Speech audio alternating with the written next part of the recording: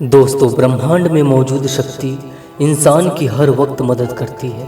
इंसान जब भी तहे दिल से उन्हें पुकारता है, उससे मदद मांगता है, तो वह मदद करने के लिए तैयार रहती है, क्योंकि यह सृष्टि ब्रह्मांड की शक्तियों से ही चलता है और ब्रह्मांड की शक्तियाँ ही ऊर्जा प्रदान करती हैं, जिससे सभी जीवों की जीविका चलती है। दोस्तों, अगर आप ब्रह्मांड से मदद मांगने वाले मंत्र को जान लेते हैं तो आप कभी भी निराश नहीं होंगे और आपकी हर एक इच्छा पूरी होगी। तो चलिए वीडियो को शुरू करते हैं और विस्तार से देखते हैं। तो वीडियो थोड़ा बड़ा होगा लेकिन आपके काम का होगा, तो वीडियो को बिना स्किप के अंत तक जरूर देखिएगा। और वीडियो अच्छा लगे तो हमारे चैनल को सब्सक्राइब करके बेल आइकन को जरूर दबा लीजिएगा। दोस्तों, जरा सोचो, आप मनुष्य हो तो आप ईश्वर को मनुष्य के रूप में देखते हो कि ईश्वर भी हमारे ही जैसा होगा, लेकिन हमसे शक्तिशाली होगा और हमसे बड़ा होगा।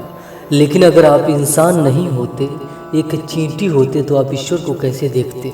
ईश्वर के बारे में क्या सोचते? जाहिर सी बात है, आप ईश्वर को भी चींटी के रूप में ही देखते और सोचते कि ईश्वर भी चींटी ही होगा, लेकिन हमसे बड़ा होगा। वो एक बड़ी सी चींटी होगा जो हमारी मदद करेगा।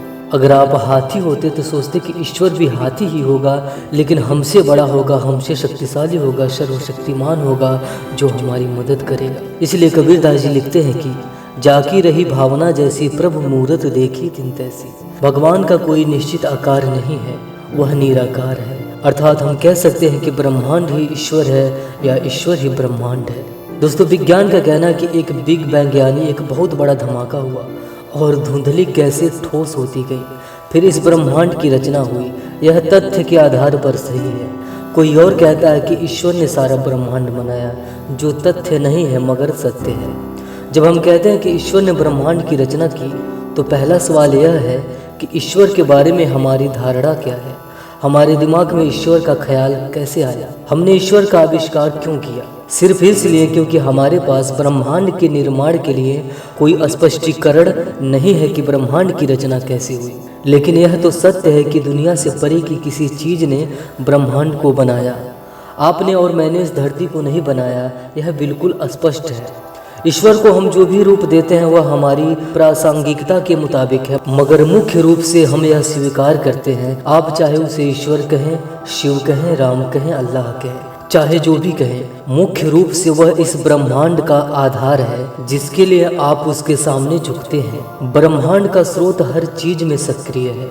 अगर आप चाहें तो उसका अनुभव कर सकते हैं, मगर उसे समझा नहीं सकते। व्याख्याएं और दलीलें अपने अहम को संतुष्ट करने के लिए होती है। अगर आप सोचना चाहते हैं तो एक तरीका यह भी है कि ईश्वर ऊर्जा है जिसने हर चीज की रचना की। सोचने का दूसरा तरीका यह है कि ईश्वर वह बुद्धि है जो हर चीज को बनाती है, क्योंकि उसकी बुद्धि अद्भुत है। इतने सारे विज्ञान के बावजूद हम एक पत्ता भी नहीं बना सकते। हम वास्तव में एक परमाणु तक नहीं बना सकते।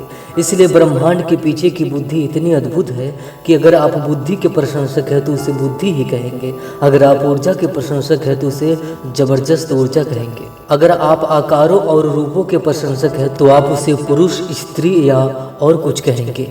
तो मुख्य बात यह है कि आपके बोध से परे एक आयाम, बुद्धि और ऊर्जा है जो हर चीज को चलाती है, मगर वही ऊर्जा, बुद्धि और काबिलियत आपके अंदर भी है। इसलिए वह आपके बोध के परे भी नहीं। अगर आप चाहें तो उसका अनुभव कर सकते हैं, मगर उसे समझा नहीं सकते।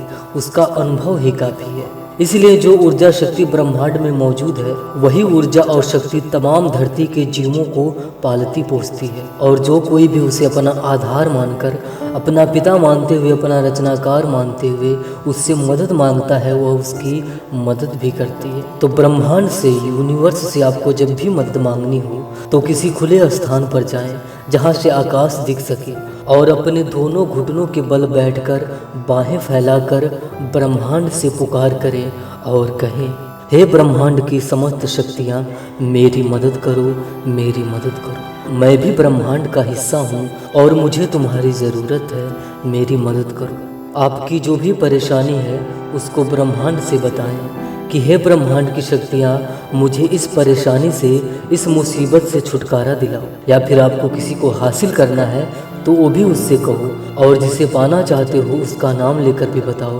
कि इस व्यक्ति को मेरी तरफ आकर्षित करो, या फिर मेरी और इसके बीच की नाराजगी को दूर करो। जो भी समस्या है आप उससे बेहिचक बोल डालें और कहो, मुझसे जाने अनजाने में जो भी गलती हुई, भूल हुई उसको क्षमा करो और मेरी मदद करो। मैं तुम्हारी मदद का इंतज़ार करूँगा। मेरी मदद करो, मेरी मदद करो। दोस्तों, ब्रह्मांड से मदद मांगने के बाद कुछ ही दिनों में आपको अनुभव होने लगेगा कि ब्रह्मांड आपकी मदद करने के लिए तैयार है।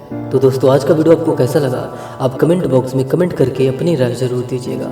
साथ ही हमारे चैनल को सब्सक्राइब जरूर कर लीजिएगा। तो मिलते हैं कल एक नए वीडियो के साथ। धन्यवाद। जय श्री सच्चिदानंद।